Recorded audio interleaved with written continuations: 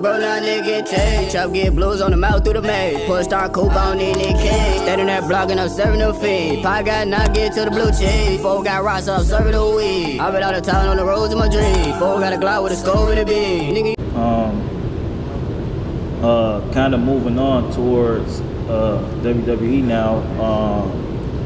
When you had the first match, did you kind of have any leaders? Kind of like, oh man, okay, I see, I like you, I like what you're doing. Maybe you can do this. You can go this way. Do you have anybody that kind of wanted to take you under their wing, like as a wrestler, or anybody that you kind of looked up to, like, oh man, I used to watch you, anything like that? Yeah, right away, there was a lot of top guys in that dressing room that sort of took me under their wing. I remember when I first started out too, like they were putting me with Rey Mysterio, and I was beating Rey Mysterio, and then I was beating Booker T, and I was beating like all these different world champions, former world champions. And I feel like all of them were very, very helpful.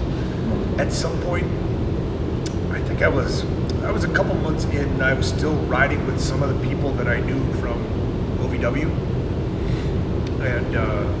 and Davari, you know, like my buddy. We're here now, we're together. And then I remember Batista pulled me aside one time, and he was like, hey, nothing against those guys, but like you need to get in the car if you want to elevate, like get in the car with a top guy, like. And I remember I went over and I approached Chris Benoit, and I asked him, can I ride with you guys? It was him and Eddie at the time. I said, can I ride with you? And he just said, I'll get back to you. And then he came up a couple hours later, and he said, Eddie says it's cool, but you're doing all the driving.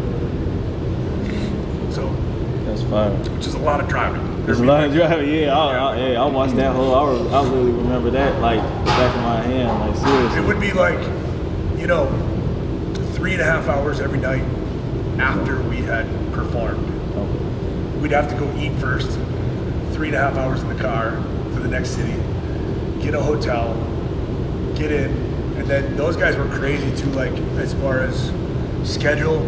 We'd get in at 3:30 in the morning, and they would be like arguing whether they wanted to get up at 7:30 or 8 o'clock in the morning to go eat and then hit the gym.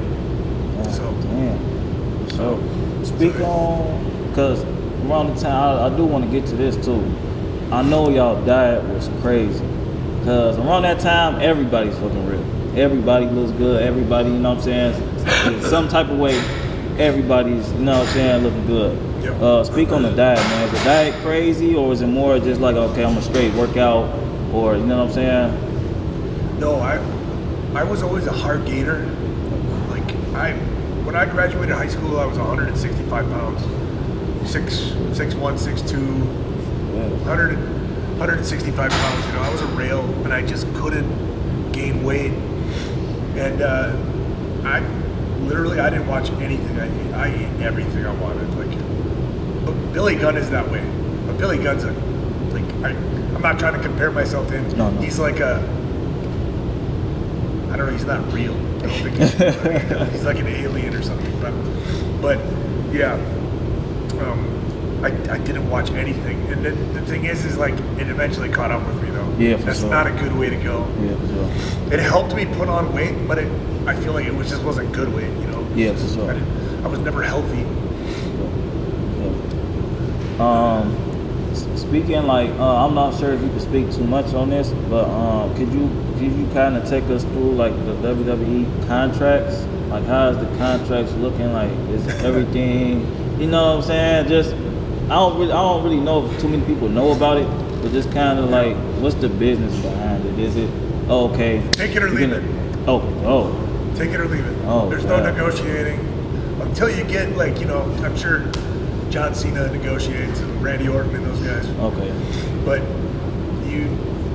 here's what we're offering you, and is it a good offer, or is it like oh man, goddamn, let me just take it? So I'm just gonna be honest. Like, my first contract with WWE was I was guaranteed to make $100,000 a year. Okay.